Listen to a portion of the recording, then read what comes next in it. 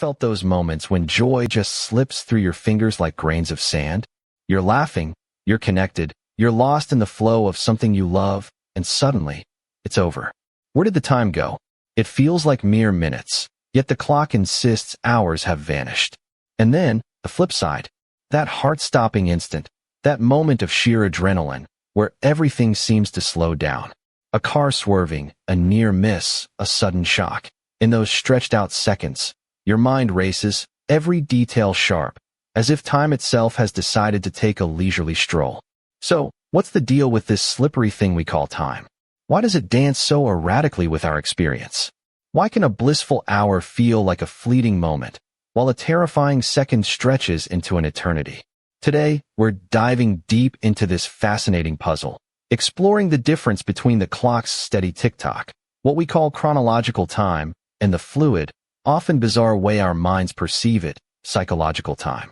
Get ready to unravel the mysteries of our inner clock and discover just how malleable our reality truly is.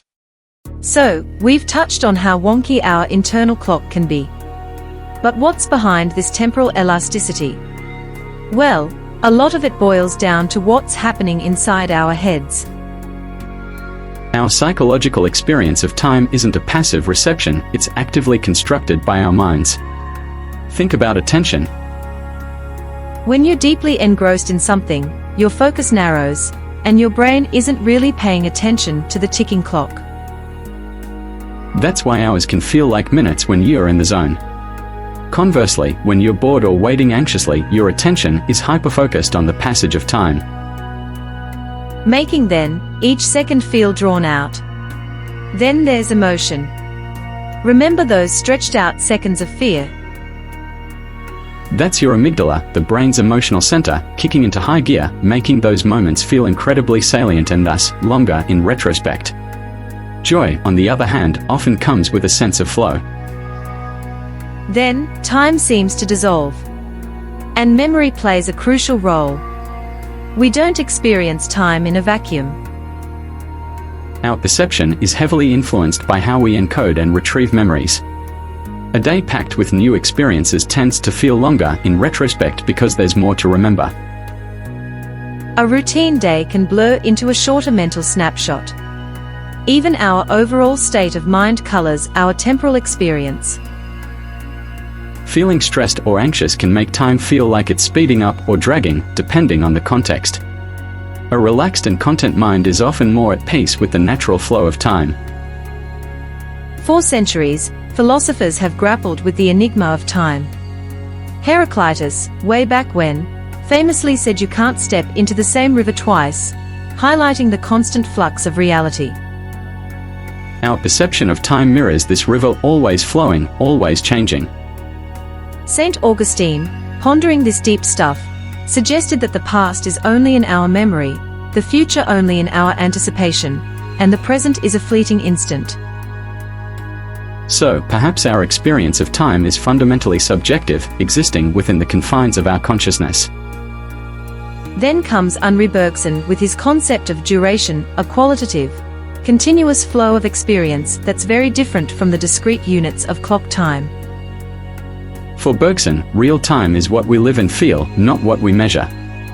And the phenomenologists, like Husserl and Merleau-Ponty, delved into our conscious awareness of time. How we perceive the now, as extending into the immediate past and anticipating the near future, a kind of living present that shapes our temporal horizon.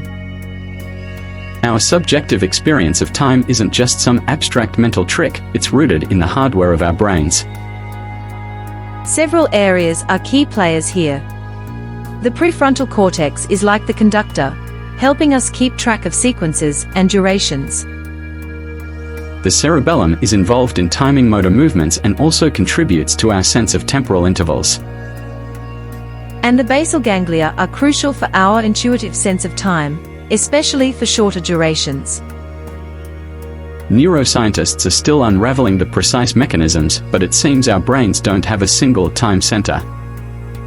Instead, it's a network of interconnected areas processing different aspects of temporal information. And fascinatingly, our mental state can actually alter the activity in these regions, providing a neural basis for why time feels so elastic. So, if our perception of time is so malleable, can we learn to dance with it more gracefully? Absolutely. Mindfulness and focused attention are powerful tools. By being fully present in the moment, we can actually savor those joyful experiences, making them feel richer and more extended in our memory. And in moments we'd rather speed through, a focused approach can help us navigate them more efficiently, perhaps making them feel less drawn out in retrospect. The concept of flow, that state of complete immersion in an activity, is a prime example of how engagement can warp our sense of time. When you're truly absorbed, time often seems to melt away, leaving behind a sense of deep satisfaction. And don't underestimate the impact of novelty and variety. Remember how long childhood summers felt? That's partly because so much was new.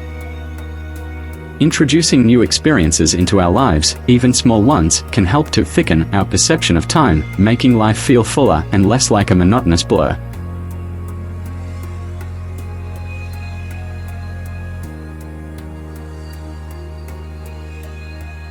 Time flies when we have some fun.